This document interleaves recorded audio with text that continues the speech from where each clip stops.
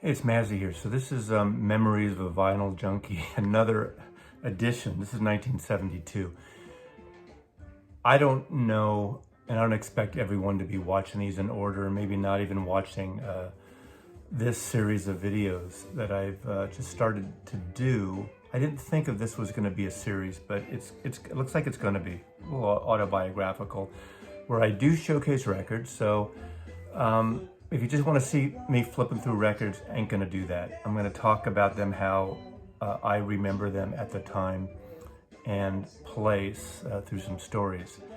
These videos are not for everyone. If you're into the whack-a-moles or the new releases and other things, jazz records, collaborations, joint ventures, totally great.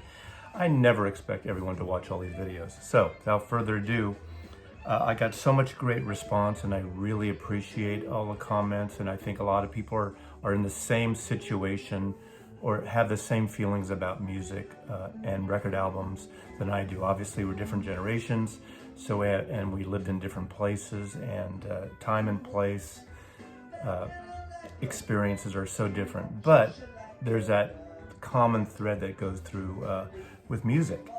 And again, from a couple generations, especially with vinyl. So 1972 was also a special, I have a lot of special years in my life. And when I do these, I think I'm not gonna do them in any order. I'm not gonna start with one year. In fact, last one I did on 1970 really was the summer and fall of 70.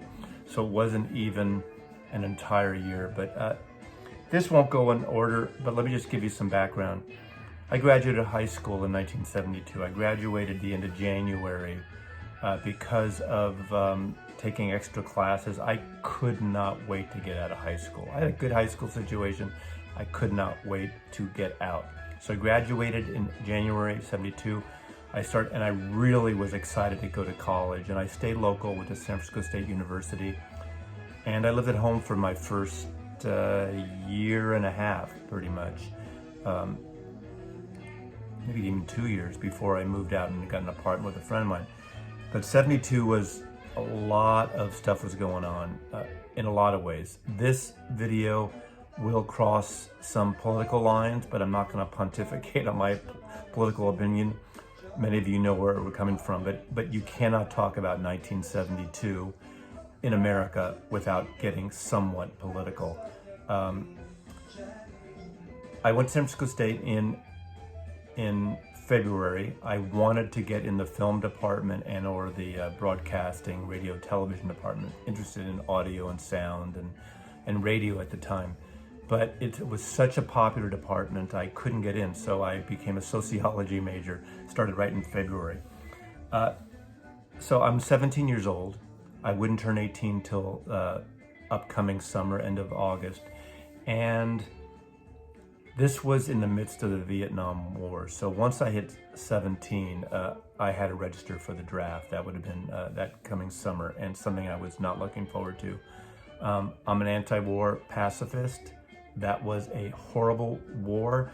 And the irony is, during that time, with all the protests and the violent protests in Chicago and around the country, and the peace movements, and the moratoriums that I attended, in San Francisco and Golden Gate Park and in Berkeley and around the Bay Area, there was the other side that said, America, love it or leave it. Well, people like myself love America. We love America to this day. We don't like some of the policies of the people leading us, especially in the 1970s, late 60s and 70s.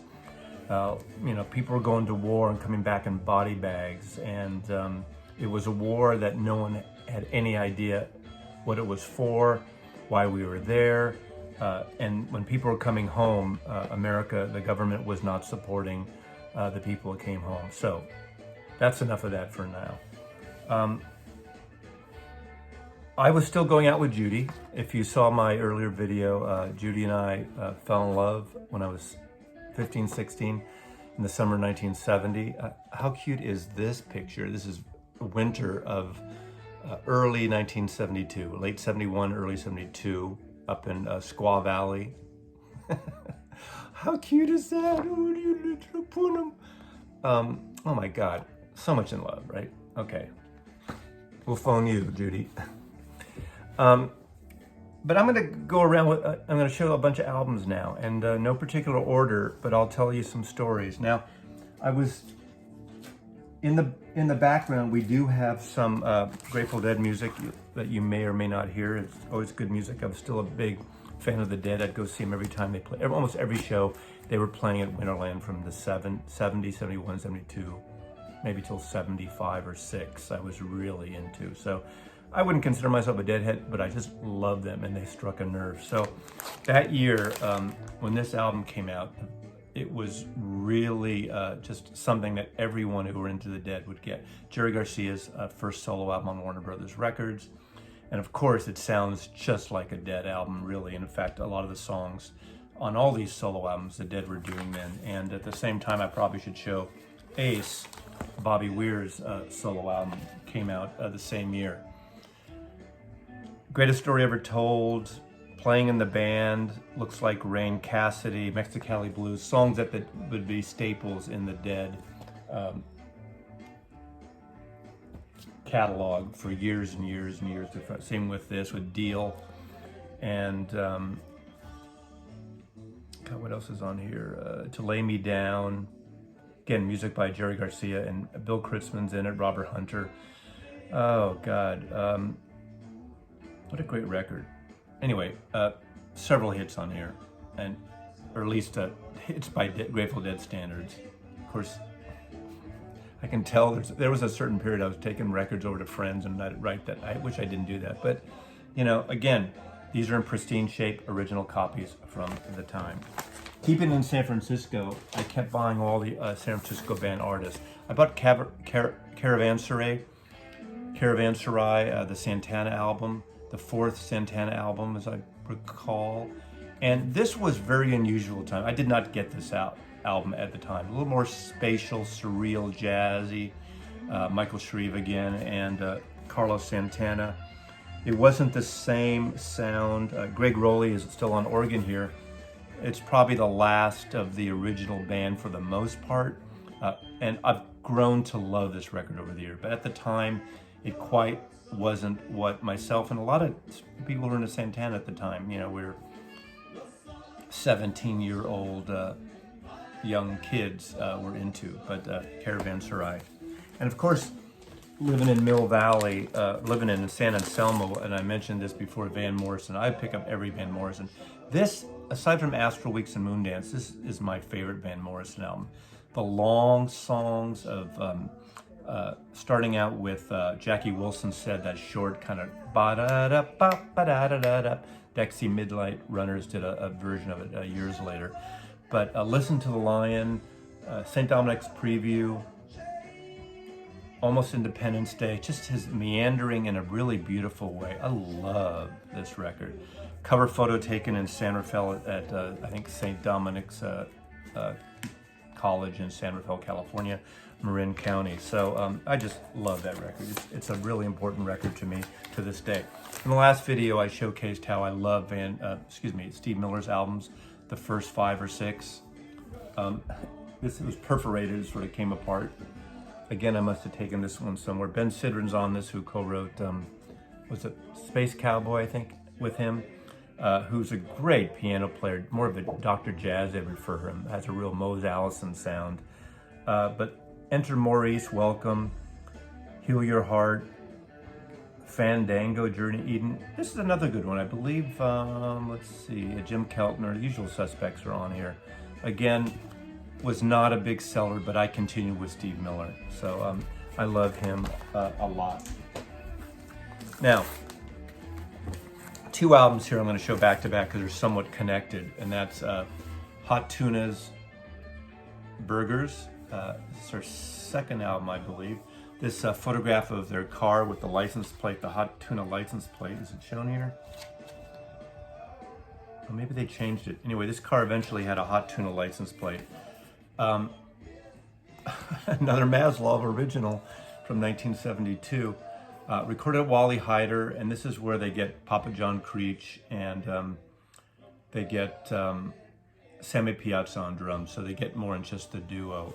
And then, of course, Long John Silver which is probably the worst Jefferson Airplane album. This is my original copy that I never folded out into the stash box. You actually put it together and you make a stash box. So didn't do that here. But I would go see the Jefferson Airplane and all these bands out in the Great Highway, especially Winterland. Winterland was a place that I'd always go. I go with Judy, I go with my pal Larry, Steve, a few other people. So it was a really important time. But I was going to college. I was working part-time still at the law firm. I think I expanded to 3 afternoons a week whenever I can. I try to work my ass off and get as many hours as I could to save money for my vinyl addiction. And it was really important. Another great album, Dan Hickson's Hot Licks. This is a NEM signed, NEM here. Western swing, country jazz, just Dan Hickson Hot Licks were really great, had this retro style, and I just loved them. Of course, the big record, one of the big records of the year was Neil Young's Harvest, After the Gold Rush was my favorite album the year before this, but this was his huge hit with A Man Needs a Maid. Isn't that on here? Yep. And the Needle and the Damage Done and Harvest, Heart of Gold, of course, was the huge hit here. But what a great record, produced by Elliot Mazer and Neil Young. Elliot Mazer, who worked on with Big Brother and Holding Company on Cheap Thrills, with John Simon on that, engineered that record, worked on that record. And just a brilliant, everyone knows this record, so I don't really have to say much about it. Now, remember, I had a friend named Steve, and there was a concert coming out at Winterland. There was going to be 4 shows at Winterland, which was an old ice skating rink that I used to go with my parents to see the Ice Follies, and it was on Steiner and Geary, off of Steiner, I guess Steiner and anyway, a block off of Geary. I'll think of it later, maybe. Maybe you don't really care. And Bill Graham took it over. It started in the late 60s and had New Year's Eve shows there. I went to see every 71, 72, 72, 73. I went to see the Grateful Dead at Winterland. It was the place we used to go. Tickets were usually $4 or so. I waited in line at a department store called the Emporium with my friend Steve to get tickets to the Rolling Stones. They advertised 4 shows at Winterland, a 4 o'clock and an 8 o'clock, 2 nights in a row. And we waited in line for 8 hours and we did not get tickets. It was a shit show. The Ticketron machine broke down. It was backed up. Typical shit, it happens now. It wasn't so much the scalpers, but it just was not happening. And so I was really bummed. I get back home, I was living home, I get back home, and a friend of mine's parents had a son, and it turns out he had 2 extra tickets. So I got 2 tickets. Steve and I went to see the Rolling Stones at Winterland with several of my other friends. It was one of the most amazing concerts I ever saw. This album had just come out, XL on Main Street, the cocaine-fueled, intense album, one of their most iconic records. Just a amazing record. I still like it as a double record. Some people always have this thing, they want to pare down double records into single records. I say, why? It's a great record. One of the great shows, the opening act was Stevie Wonder, and it was just it was great. So, Rolling Stones. I would stick with the whole singer-songwriter thing. Even with the Rolling Stones, that rock and roll bands I was getting into, I really liked the singer-songwriter thing. Was I mellow? It was just one part of it. That's what was really popular. Had been a big Simon & Garfunkel fan. Paul Simon puts out a solo record. Mother and Child Reunion, a great song. Duncan, Armistead Day, Hobo's Blues, me and Julio, Down by the Schoolyard. So he had 2 hits, I think, on this record. I love this record. I still love it today. That leads me to, in 1972, a story I told on my channel before, so I'll be brief here. Judy and I went to see a movie at the Alexandria Theater out on Geary Boulevard in San Francisco, the Richmond district. It was called Lovers and Other Strangers, I believe, a Neil Simon play turned into a film. Not a great film, a little sappy, but you know, Broadway play, light Broadway play by Neil Simon, who was a great playwright. And we went to see it. We get out of the movie theater, and I had a 1972 Ford Pinto. This was later in the year because there's going to be a story later in the year going back to the 1968 Buick that was my mother's car. But I had a Ford Pinto, so this would have been late summer, actually early fall of 1972. Judy and I were in the car. Judy and I were in the car after the movie. I had 2 bumper stickers on the back windows of my car that said McGovern, Shriver, 1972, McGovern, Shriver, 72. George McGovern was running for president. Sergeant Shriver was his running mate. I look over to the corner of 18th and Geary, and I see Art Garfunkel standing there. I mean, Art Garfunkel, this is like a year after Bridge Over Troubled Water came out and won all those Grammys and was huge, probably one of the biggest albums of the previous year. Of course I knew who Art Garfunkel was. And I said, Judy, it's Art Garfunkel. And of course she knows how much I'm into music, and he's staring at me from across the street. And he starts walking over to my car, and I roll down my window, and he says, so why are you into George McGovern? Blah, blah, blah, blah, blah, blah, blah, blah. Yabba dabba doo. I don't even remember what I said. And then I remember saying, do you need a ride? He goes, well, I was waiting for a taxi. Sure. So Art Garfunkel gets in the back seat, 2-door, 1972 brown Ford Pinto with white leatherette seats with the brown center part of the seats, kind of two-tone seats. And I say, where are you going? He goes, oh, I need to get down to Chinatown. So he's waiting for a taxi. That's what he was doing. So we drive down Geary Boulevard, and I just remember this, again, so vividly. He says to me, do you mind if I smoke? I hate cigarette smoke. I hate cigarette smoke. My parents smoked. I was never a cigarette smoker. I used to say to my parents, they used to say, why don't you cut your hair? I mean, they were actually really great, but they said, come on, cut your hair. Cut your hair, Norman. And I said, I'll cut my hair if you guys stop smoking. Of course, I didn't stop smoking, and I finally cut my hair in the late 70s when the whole new wave thing was happening anyway. And it's another story. It's another yearly story. So I said, sure, of course, I'm not going to say no. He pulls out a joint. He smokes a joint in the back of my car. He sticks the roach in there's a little ashtray in the back of a Pinto in the side panel of the rear seat. You can look it up. It's true. Not about the Pinto and not about the joint that Art Garfunkel, that's not on Google anywhere, but that there is an inside ashtray on a 72 Pinto. For years, literally, I had that roach wrapped up in a bag or something, and I kept it for you. I have no idea what ever happened to it. As we're driving, he says, are you guys hungry? And I said, sure. Yeah, he goes, you don't need good Chinese restaurants in Chinatown. And I said, yeah. So anyway, I'll shorten the story. He didn't have an album this year. He was in town recording his first album at Columbia Studios on Folsom Street. He was recording there by, I think, Roy Halley engineered and produced that record. Part of it was recorded at Grace Cathedral. Jerry Garcia's on it. Choirs are on it. Beautiful. It's one of my favorite guilty pleasure, gorgeous records. Amazing sounding record. We went to Chinatown. We had dinner. We hung out for like 3 hours or 2 hours.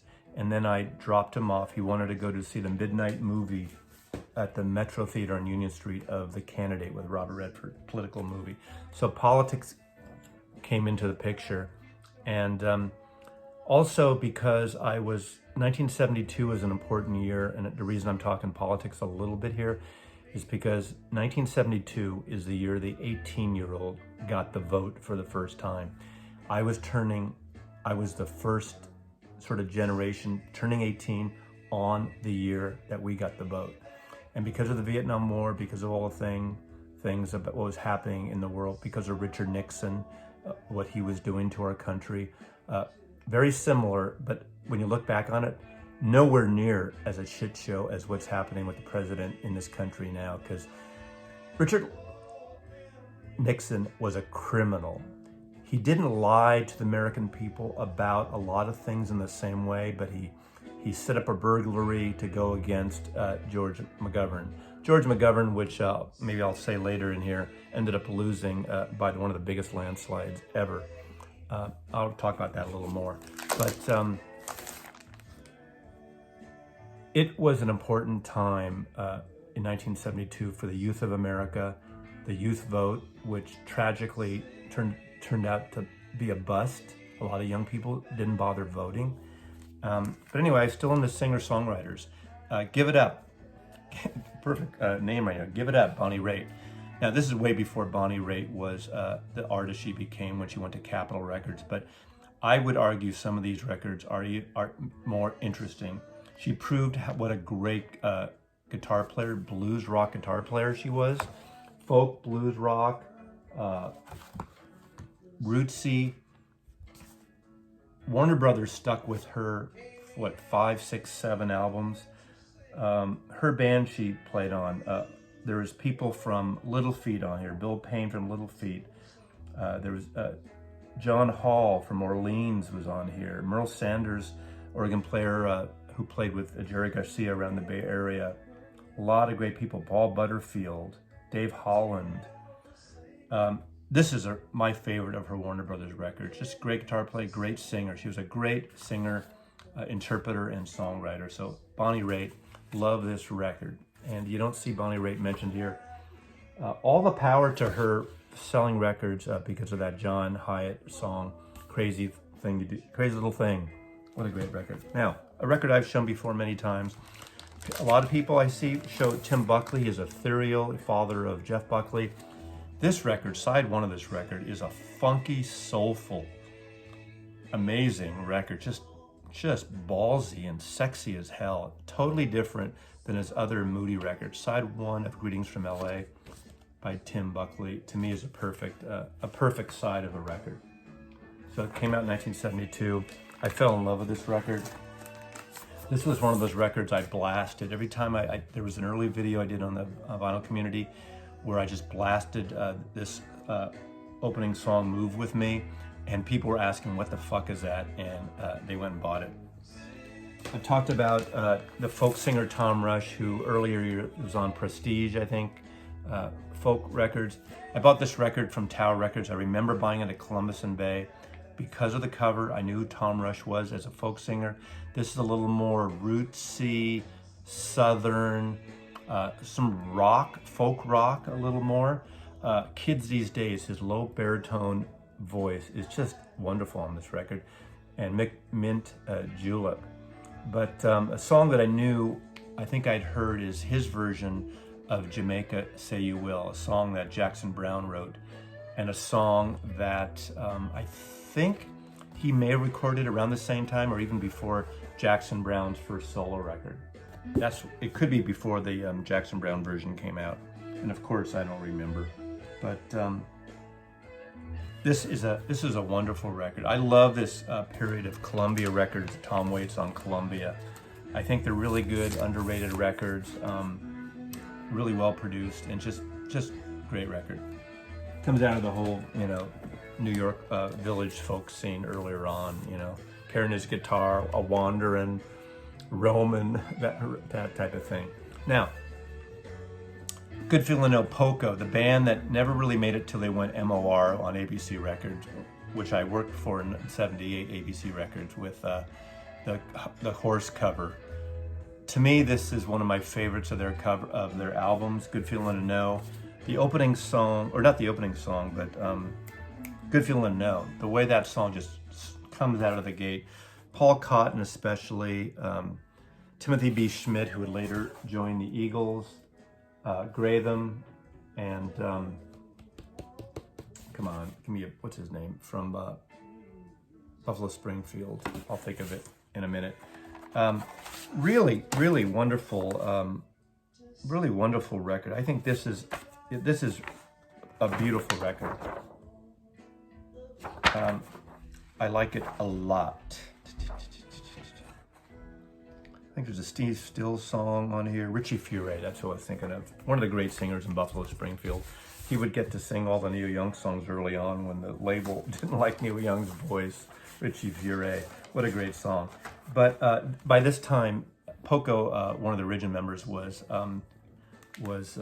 Jim Messina. I'm a big Jim Messina fan. I think he's an amazing producer, amazing guitar player. His sound on the Strat doesn't get a lot of attention around here. Now, this might be a Kumbaya record, but this came out and just blew the roof off the house in an easygoing way. Loggins, it's Kenny Loggins with Jim Messina sitting in. It was supposed to be a Kenny Loggins solo album. You know the story of Loggins and Messina. They became huge. Some people think they got a little too like MOR, but I saw them live around just about a year after, in '73 probably, and they were fantastic live. Again, his guitar playing, Jim Messina's, is amazing, and the two of them harmonies were really good. This record is easygoing. I mean, of course, Danny's song, Ken Loggins' song, is very intimate. House at Pooh Corners that Kenny Loggins sings. That was a mild hit for Nitty Gritty Dirt Band also. So I'm not going to be an apologist for this album. I think it stands up, it holds up. It's well recorded, it's beautifully written, and it's just really great. You know, I'd say this in their second album. And again, I bought their albums for a while. I continued, but I could leave the rest of them. I could just hold on to this record and have at it and call it a day. But I think, you know, they don't get a lot of love, and I get it. Flashdance. Okay, staying with the kind of rootsy stuff again, I'm gonna go with Sailing Shoes by Little Feat. I love Little Feat. 1972 again. Vietnam War's going on. I end up scaling back my hours. I'm not quite sure how I did this. I think I got a little help from my parents. They would help me a little bit, even though I lived at home. And I volunteered and I worked for the George McGovern campaign in San Francisco, out of San Francisco. And I worked for McGovern, I think, starting in the summer. So maybe August, September, October, maybe a little before that. So 4 or 5 months I worked on the McGovern-Shriver campaign. Canvassing, it was all phone-based. It was knocking on doors, putting leaflets out, whatever, you know, typical political stuff. I was getting very political. I went, I remember, so I was in college, San Francisco State, which has had a reputation. They had riots in '68 when S.I. Hayakawa, who became a senator later of California, there was student demonstrations at San Francisco State University. It was called San Francisco State College then. I worked for McGovern campaign. I worked on in the anti-war movement. Went to a lot of the protests, the moratoriums against the war. Again, as I said, in Berkeley. Went to some of the protests in Berkeley. I was a protester. I was a peaceful protester. Most of the protests, like today, are peaceful. There's always idiots and assholes who wreck it and get violent. And on both sides, good people on both sides. I don't agree with that, but this is a great album, Sailing Shoes, and Sailing Shoes is a great song. And another second time they recorded their own song, a George Lowell song called Willin'. I've been from Tucson to Tucumcari to Hatchapeep to Tamamaw, been every kind of rig that's ever been made, even took the back road so I wouldn't get weighed. If you give me weed, whites, and wine, show me a sign, and I'll be willing. That song was covered by Linda Ronstadt. It was recovered by Sea Train. It was recorded by, I think the Byrds recorded it. So Little Feat, I'm throwing in there. Another big song of 1972 was Arlo Guthrie's version of City, New Orleans, a song written by Steve Goodman, who died way too young of cancer. But this is a gorgeous album because it's got everyone on it from Byron Berlin, Roger Bush, Hoyt Axton, Ry Cooder, my pal Ry Cooder's on it, Clyde King, Jim Keltner, on and on and on. Spooner Oldham, Leonard Ronstadt's on it, Clarence White, guitar playing is on here. This whole record is really good. Hobo's Lullaby, obviously, is an homage to his father, Woody Guthrie. So I was really into Arlo Guthrie at this point. Again, 1972, the singer-songwriter, not all protest things, but the whole idea of singing again about the Dust Bowl. A lot of this music was in the folk movement, the folk rock movement, was very topical of the day. I talked earlier in the earlier video version of this from 1970, where I started, late 1970, I started going on these camping trips with my buddies. Also Judy and I, and 4 or 6 of us would go. So we like double, triple date. We'd go on these camping trips. And I remember one time we had an FM radio too, and we wouldn't always get reception. It was one of these before they called them Ghetto Blasters, they were smaller. It wasn't the big fold-out speakers yet. But I remember hearing on the radio, KSN actually playing this song uncensored. I don't know how they got away with it then, but You're Breaking My Heart, You're Tearing It Apart, So Fuck You. Great song, but this whole album is a great song. The sequel to Nielsen Schmielsen, Son Schmielsen, produced by Richard Perry. Perfect record. Take 54, Remember Christmas, a beautiful, beautiful song. Turn On Your Radio has a great opening guitar riff by, who did that guitar? Peter Frampton does the guitar. Wow. Peter Frampton, Nicky Hopkins, of course, Klaus Vormann on bass. On You're Breaking My Heart, it's George Harry Song, playing guitar, slide guitar, which we know who that is. All these there's a big clique of these musicians that were playing on the whole LA scene, with John Lennon during his later lost weekend in Los Angeles, the Rolling Stones, people playing on Stones album, Bobby Keys and Jim Price, the horn section. So this is an excellent record. Chris Spedding is on it, Ray Cooper's on percussion, but beautiful, beautiful record. And of course, I mean, you know, when you're, 17 years old, you start thinking, every time like someone actually says fuck you on a record, you just like, ooh, you slip that by. But there was that. I mean, even though I loved what was going on musically, look at all these records. 1 year, 1972, what was going on? But there was a fucking Vietnam War. People were getting drafted. I was waiting for my lottery number to be picked.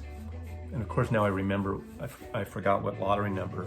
But of course, another sort of retro song, someone who had a real comeback in a way for a moment. But to me, underrated artist, I've showed him because of his 50s, early 60s, is Ricky Nelson. And this is Ricky Nelson with the Stone Canyon Band, and his song, Garden Party, about everybody just wanted him to sing his own song, and, you know, Yoko brought her walrus to the garden party. This is a fantastic album. So I'd say if you see this, check it out. Unfortunately, Ricky died in I'd say the late 80s for freebasing in a pipe code, as the story goes. But excellent record. Again, this is my copy, which is still in pristine shape on Decca Records, that I bought in 1972. Now, the whole Crosby, Stills, Nash singer-songwriter thing happened. Everyone was breaking up and doing albums, and groups lasted literally for a minute. You know, think of Derek and the Dominos. Fantastic album. They break up. It was a live album. Manassas, fantastic. Steve Stills project. Look at all these great people. Steve Stills, Chris Hillman from the Byrds, Dallas Taylor, who played with Crosby, Stills and Nash on drums, Fuzzy Samuels, Joe Lale on percussion, Al Perkins, Paul Harris. two records. One record's more acoustic, sort of country folky based, and the other one's more electric. This is a fantastic album. I don't see it here a lot, but it's a NEM approved copy, my initials. So it's gotta be good. You gotta just say how good it is. Really great record. Manassas. Manassas didn't last very long either. You kind of, I don't know, maybe too much blow going up their noses and stuff, because people would be on albums and it'd be like getting married, getting divorced, sleep with someone else's wife. It was such a shit show. But an album that came out, and I believe this is the first album I got by the Almond Brothers.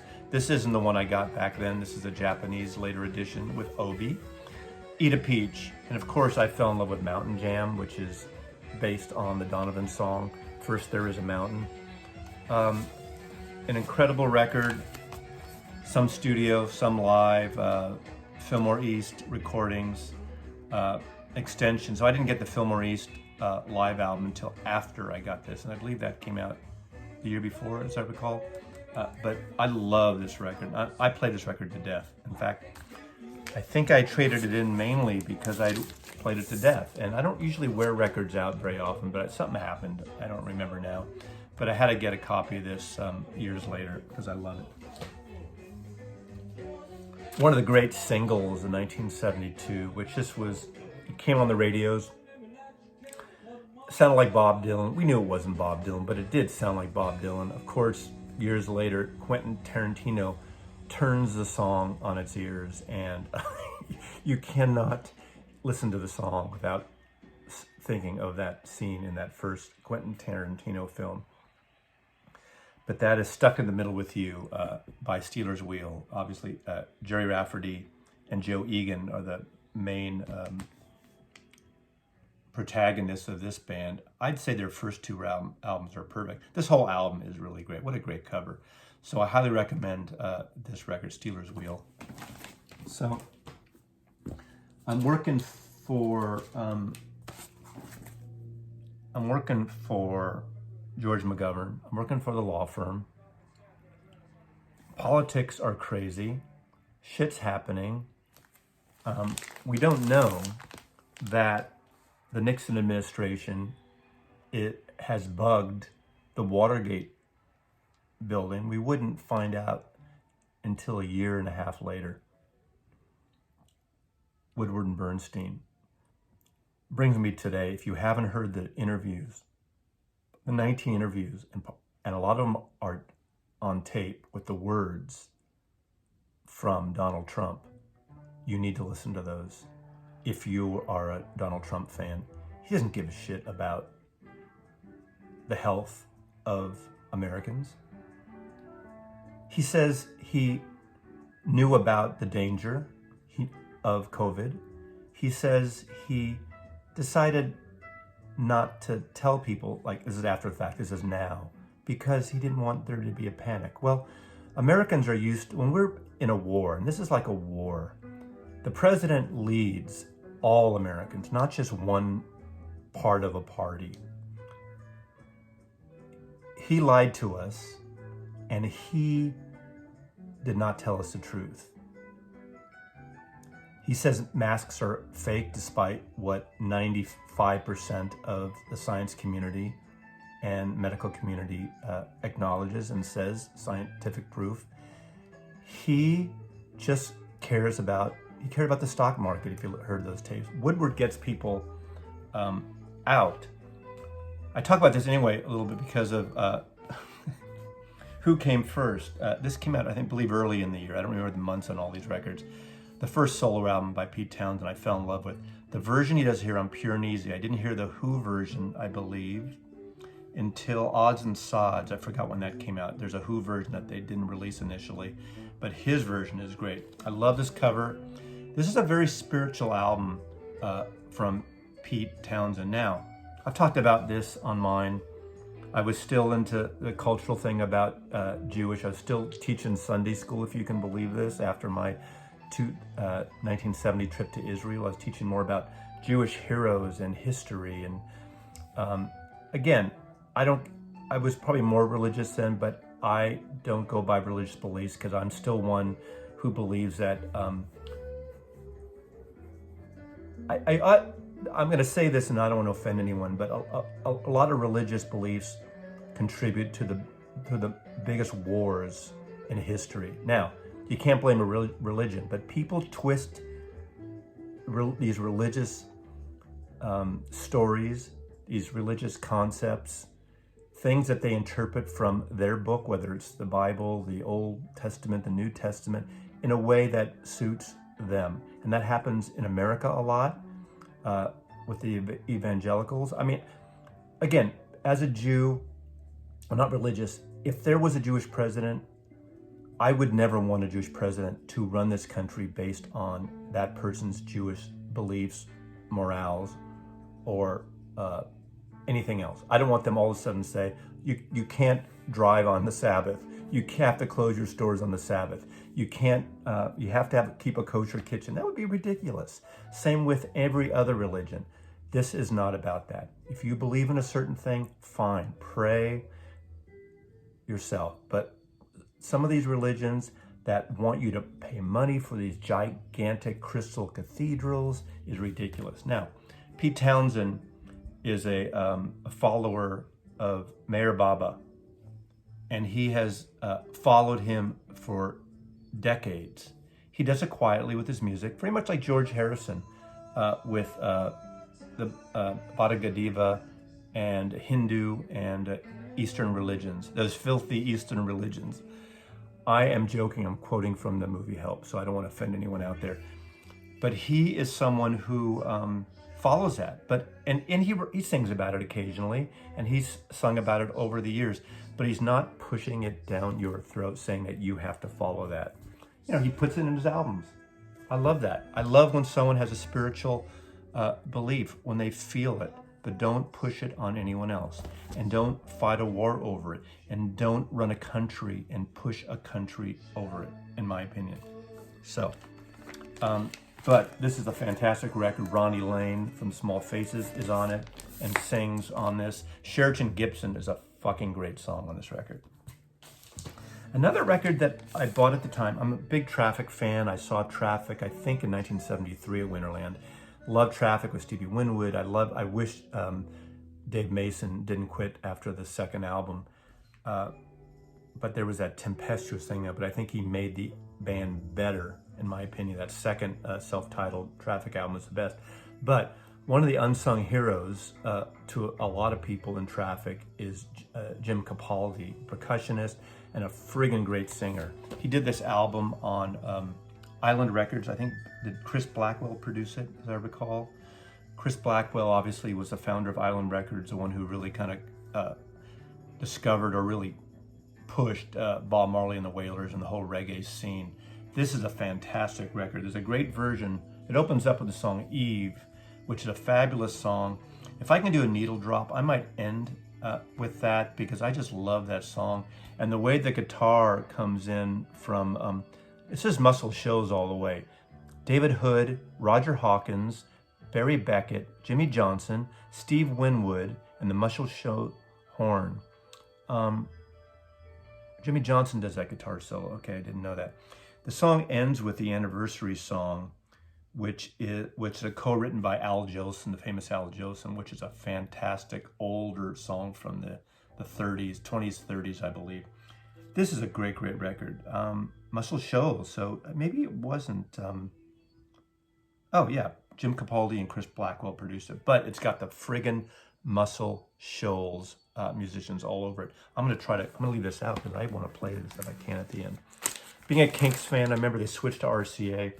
This record, all over the radio, in San Francisco at least, the song about Hollywood Boulevard was played all the time. 6 minutes, 20 seconds, Celluloid Hero. One of the best kind of stories about Hollywood. You know, he was always in the late 60s when the Kinks couldn't come to America. He was writing about quaint suburban England, London, the summer skies, the Summer Almanac, just all those great, Waterloo Sunset, about London. But when he started writing this sort of historical little story about walking down Hollywood Boulevard and reminiscing about stepping on all the Hollywood stars. Just a great, great song. The second are live songs from, the other are actually from Muswell Hillbillies, live versions of Muswell Hillbillies, Alcohol, of course Lola, where he has the audience join in. So love this record, one record live.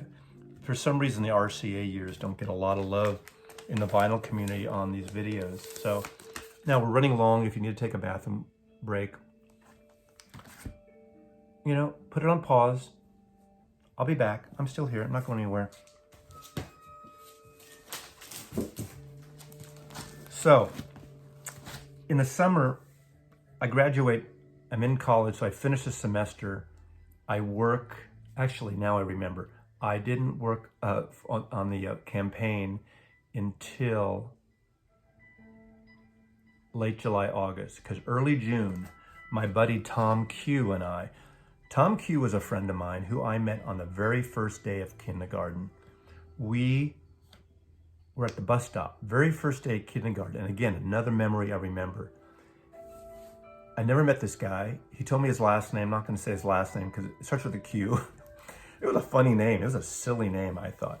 Tom Q and I had an argument of whose dad is better than the other dad. So his dad was better than my dad was better than his dad. We had an argument at the bus stop. We became fast friends for years. It was proven years later that my dad was better than Tom Q's dad, but despite that. So we lived there for many years. We had moved down the peninsula just before kindergarten from San Francisco in Menlo Park, California, right near Stanford University. I lived there for 6-7 years until we moved back to San Francisco. I was born in San Francisco, moved down there. It was my father's job shifted or something. Well, I won't get into it. Long story there, maybe for another video. So Tom and I were fast friends all through the 5th grade. In the 5th grade, I moved back to San Francisco. He was in Menlo Park. His parents built a house in Woodside, California. It wasn't like now, to build a house is like this big thing. They built this incredible house, which was in the shape of a football, very modernist. I remember going to Tom's house because they were the only family I knew that were into this sort of modernist look. Of course, this was 1965, and that was, you know, just mid-century, still post-mid-century. They had these mobiles hanging around that, you know, turns out years later I found out they were Andrew Calder. Calder is an amazing artist. I fell in love with modernism, architecture, the whole Eames design, furniture, mid-century furniture. I didn't know what this was, but I was getting this taste of it. I couldn't, you know, of course, I'm not going to say I couldn't afford it. I wasn't buying furniture. My parents didn't have that. They had their, you know, nice stuff, a little ticky-tacky, a little typical suburban Jewish attire, as they say. But these friends, Tom Q's parents, had this very modernist thing, KLH stereo system with those great, if you know what I'm talking about, and those of you who know 60s stereo equipment know KLH. A KLH amplifier and those KLH speakers, component systems. I didn't know anyone had a system like that. It wasn't the big console like my father had with, you open it up and you had the radio in it, and you know, it was so different. This was modernist stuff. This was minimal wood and orange and brown colored stuff. But this house in Woodside, California on a cliff, you know, now that house is probably like $5, $6, $8 million if it's, I mean, I'm sure it needs to be refurbished because they built it in 1965. But so every summer we moved. Every summer I'd go there a week and he'd come up to San Francisco a week. And Tom Q and I, when we got out of college, decided that summer to take a drive to Canada. Now, I look back on it, was I sort of scouting Canada, thinking about leaving the country if my lottery number was low? I think so. And my parents supported me. I was going to be a draft dodger. I didn't believe in the war. I was going to be a draft dodger. Luckily, as it turned out, when they had the lottery, I was in the 200s, I believe, and they hadn't pulled up people 2 years prior to me. And of course, in 74 is when the war ended. So I was safe compared to a lot of people. I support the people that served. I respect the people that served. I don't believe in the people that led us to this war to this day. And we've learned by history has taught us why. And history has taught us certain lies, and that the government did not support the troops when they came home. A lot of, there was a lot of homeless. The homeless thing really, and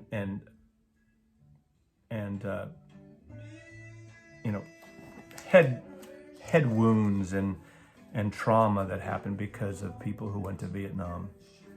Only years later did movies like Apocalypse Now, which is more of a surreal version of it, or Platoon really tell the story, and plenty other, Deer Hunter, tell the story of that thing, which I think you should do. But anyway, TQ and I'm going to call him TQ, took a drive, and my parents had let me long-term use my mother's 1968 blue Buick Skylark, because she didn't need a car for a while, or so. I don't remember all the details, because she didn't get a new car, I don't think. But I had that, and it wasn't the cool car for me, because it was like a big, almost, I'm not going to say it's a muscle car, but I was, starting to have long hair, and a big friggin' Buick wasn't the way to go. I wanted something small, which turns into the late summer, early fall, when I got that 1972 Pinto for $1,900. $1,900 for a brand new car. Tom Q and I took 2 weeks, drove up to Canada. We drove up, his grandfather lived in, we drove up through Portland. I remember we arrived in Portland on a hot day, which is really rare for Portland. I got lost on all those bridges, my first time in the Great Northwest. We drove to Washington. His grandparents, one of his grandparents lived in Spokane, Washington. We went there. We camped out the whole trip. We had a blast. We get to the Canadian border. This is Tom Q and I with the 1968 Buick Skylark with the Vote bumper sticker and the McGovern bumper sticker. You can tell which one I am, I think.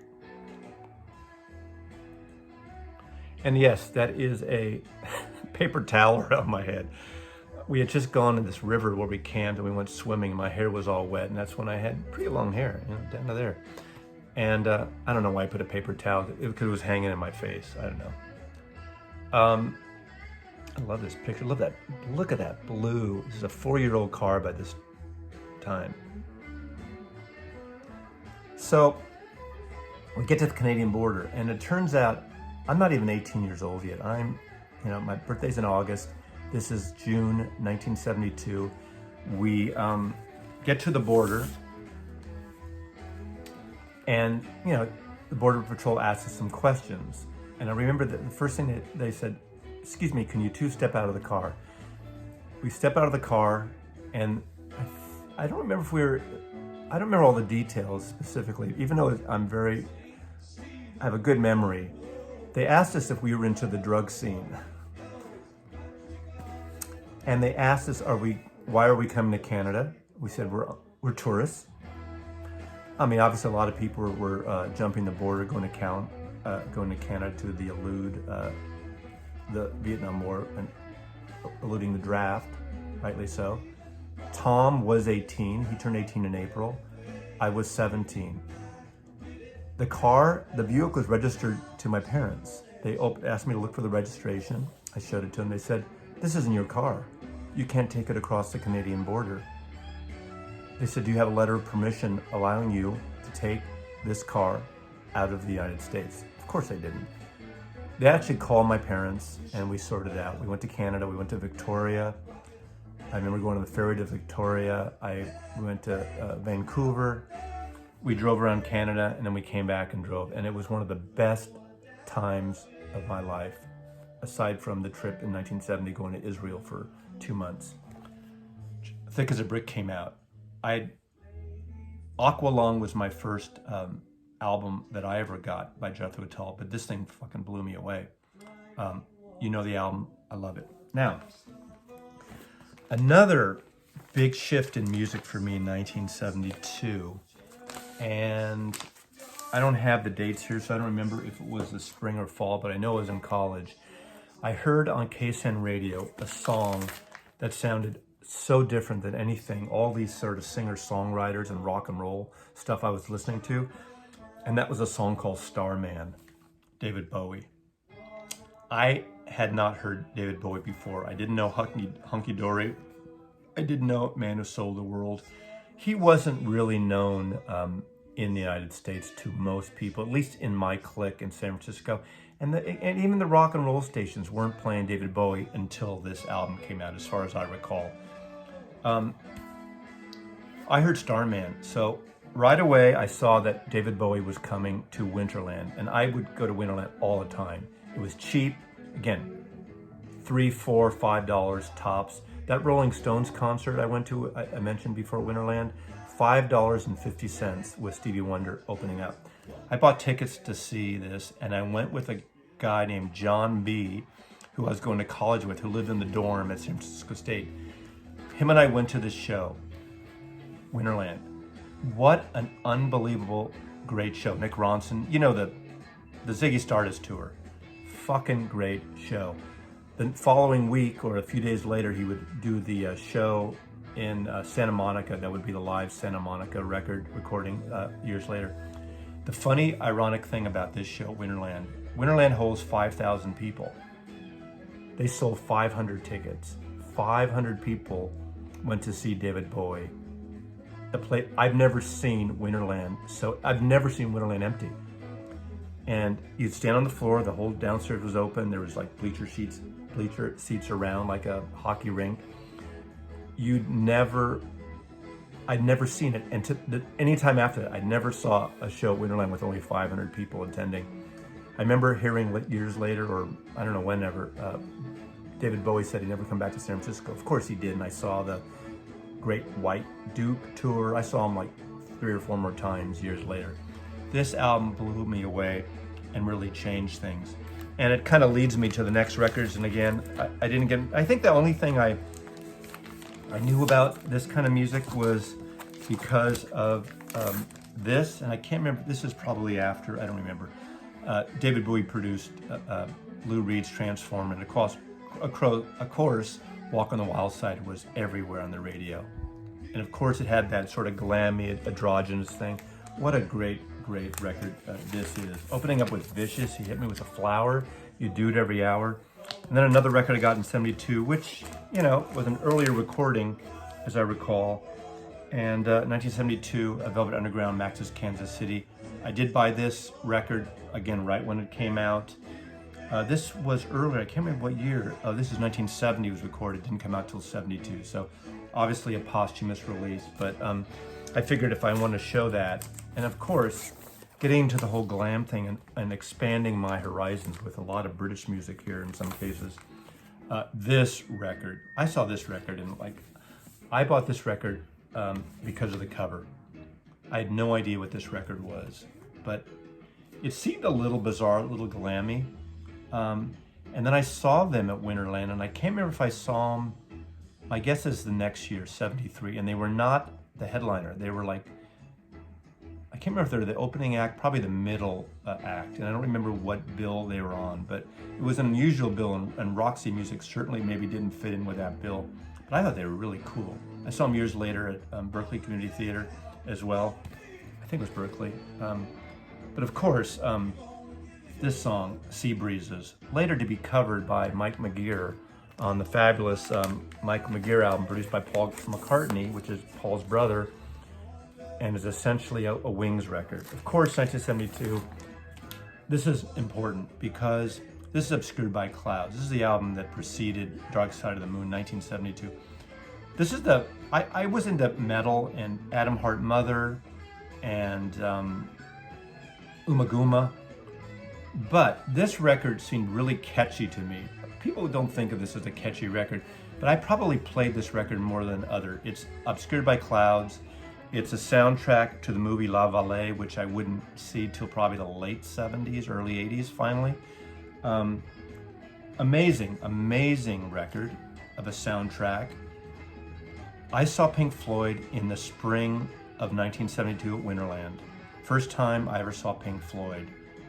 Great friggin' show. And what's very special about this show in 1972 is that Pink Floyd performed the entire Dark Side of the Moon. And this was about 4 months, maybe 4, 5, 6 months before Dark Side of the Moon came out. It was an amazing, I mean, none of us knew what this would become. They did echoes, they did songs from this album. They were one of the most unbelievable shows I ever saw. Very psychedelic, I mean, you know Pink Floyd, I don't have to tell you the details. This was incredible. This was a trance, can't even think of the word. Psychedelic transmission. Anyway, incredible show.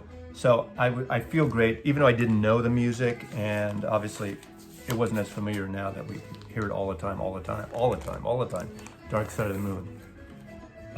This is a return of Procol Harum finally having a hit after years of not big radio hits. This is the live Canadian with the Edmonton Symphony Orchestra. Great live recording, one of the great live albums. And the version that they open up this song, Conquistador, which was on their first album originally, is this version kicks ass over the original.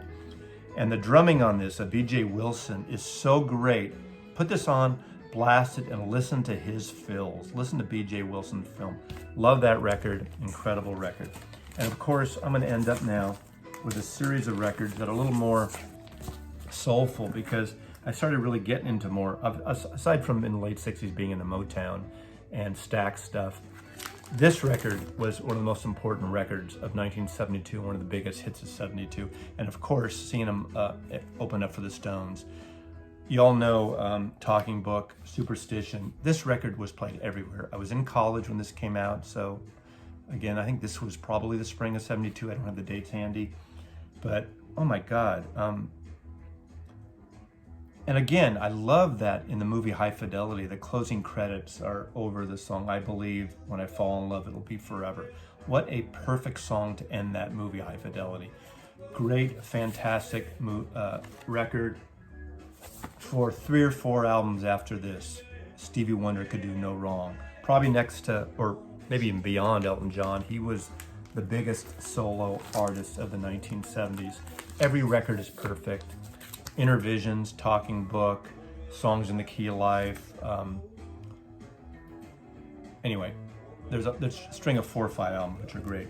And also, which was a great single, was You Can Never Commend a Broken Heart. This is not a copy I got then, but Al Green I started getting into. He put 2 albums out this year, as I recall, and this record is fantastic. Love Al Green. The other great kind of soul, which came out of nowhere, where instead of buying the single, I bought the album, was Lean on Me.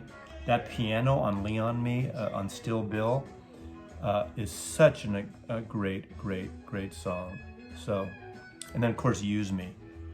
The late Bill Withers had just died earlier this year. A great record.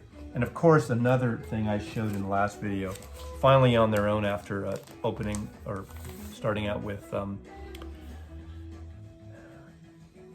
The Animal, Eric Burton, is War. Cisco Kid on the radio and World is a Ghetto. I started getting and buying all of their records. These are great, soulful, jammy, little jazzy, so funky, gorgeous records. At the same time, I don't have here, and I can't remember what year it first came out. Maybe it was 72, 73, is Tower of Power. And they don't really sound the same, but I kind of put them in the same vein. So I love this album, War. And another one I got out of the blue, because of the cover, The Meters. Bought this in 1972, Cabbage Alley, New Orleans stuff. I started getting into New Orleans music. I started getting a little more into it. I would get into it a couple years later because of my friend Vernon, who hired me in the record store. So he'd get me into more of the New Orleans sound. But I was into Dr. John, got into these guys, got into Alan Toussaint, and which I believe that Alan Toussaint produced this. Yeah, of course he did. The Meters, great album. And of course, probably one of the most well-known and perfect of the blaxploitation film soundtracks, aside from Shaft, was this album. Shaft was the previous year, but Superfly, Curtis Mayfield. Even Curtis, I didn't get the Curtis album in 1972. It came out in 72, but I didn't get it till years later. Two more, and that's it. Anyway, I worked for George McGovern. I remember ringing doorbells on election night, putting tags on the doors for people to vote, get out the vote. Voting by mail was not a thing. Register to vote, vote by mail. I've been voting by mail for 15 years. It's safe, it's legal, you can do it. Vote. Your vote matters more than anything else, especially now with the Supreme Court and the shit show going on there, where President Obama, 10 months before, wasn't allowed to pick his Supreme Court choice. They wouldn't even put up a vote. Now, less than 6 weeks, 5 weeks before an election, we'll just push this new person right in there. What a fucking hypocritical bunch of ass wipes. Anyway, two albums this album I bought, Weather Report. And of course, George McGovern lost in the biggest landslide in history. The Vietnam War would finally end in 1974 by Richard Nixon.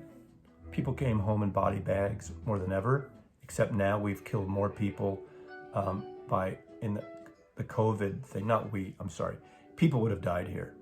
But there are approximately 30 to 50,000 people would not have died by COVID if this administration would have got serious, listened to the science, put together some kind of mask mandate, lockdowns. Look at some of the other countries and compare them, and don't look at the false news.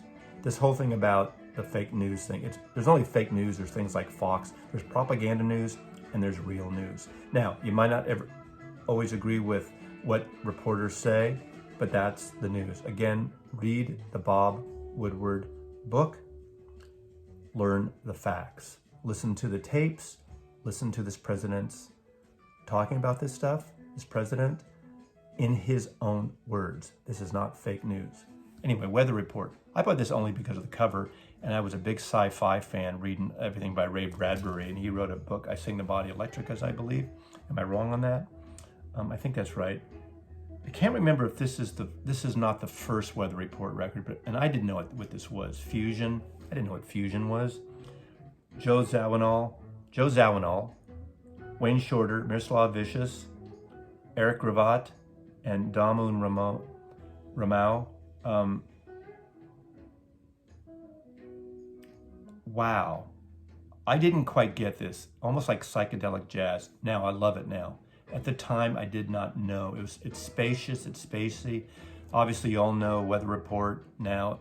They've sort of got a sort of rebirth of interest with fusion and jazz fans. And obviously, last few years, in the third or fourth album, maybe Jaco Pastorius joined up, and they sort of had a different evolution. But Joseph Zawinul and Wayne Shorter are the real kind of dynamic center of gravity of this band. An incredible, important band, transitional band of the whole fusion thing that would later happen in the 70s with John McLaughlin and Mahavishnu Orchestra and so many other, Chick Corea, Return to Forever, and many other artists. I love this album now, but being a science fiction nut, I love this cover. The last thing I'm going to end with is the Beatle album that came out in 1972. Now, I'm sure there are others. Why didn't I think of... Anyway, there are others, but the problematic Beatle album, the John Lennon album that is newsworthy, the John Lennon album that is overtly political. You got Mao and Nixon dancing together naked. Can you imagine? We should have like a Putin and Trump naked dancing photograph put together. And on second thought, I don't think I want to see that. This is an overly political album. Not a great album, but not without its charms. John and Yoko for the first time actually singing, and people I know, a lot of people don't like Yoko's voice. I happen to appreciate it. The song Luck of the Irish, they trade off singing. Of course, what a great song about what was happening with the IRA in Ireland, in Northern Ireland at this time.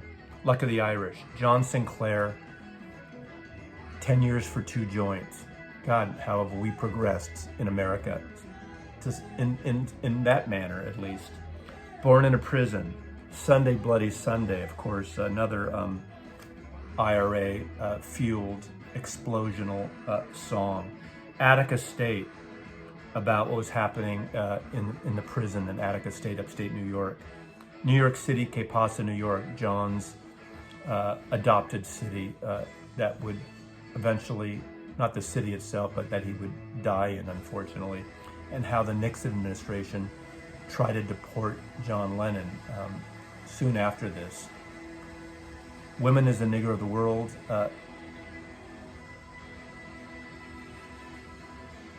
A song that is overly political.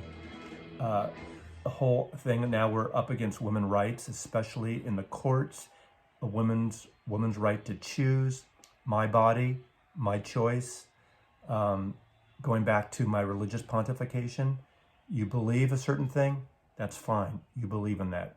You know, there's that hypocritical thing again. A lot of people want to save, quote, the unborn child, but they don't want to save the children and take care of the children once they're born. They don't want to support education. They don't want to support healthcare. They don't want to support immigration and put children in cages. The second disc of this is a live version that John Yoko showed up with the Mothers of Invention in Fillmore East, with a song called Scumbag. War is Over If You Want It. 1972, the riots at the Democratic Convention. I Was Still Dating Judy. George McGovern Lost. I registered to vote. I registered for the draft. I went to Canada. In the fall, I got into the Broadcast and Communication Arts department at San Francisco State University. I was still in love, but things were changing. I was 18 years old. I met Art Garfunkel that year. Had Chinese food with him. I inhaled his pot smoke. It was a tempestuous year, to say the least.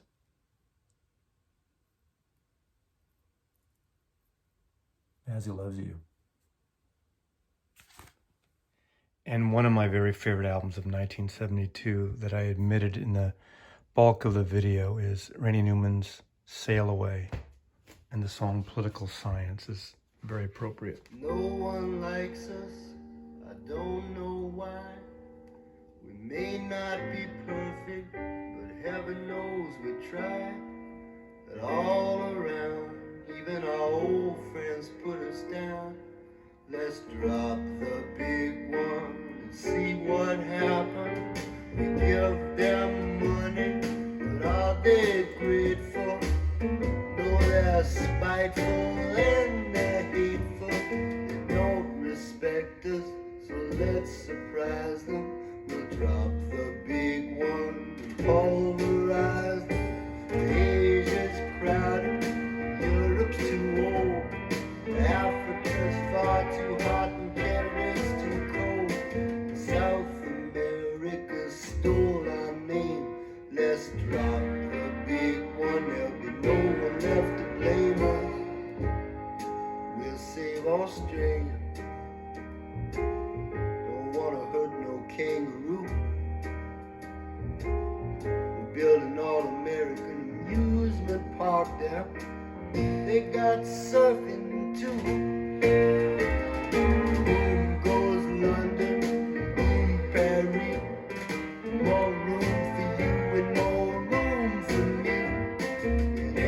city, the whole world round, would just be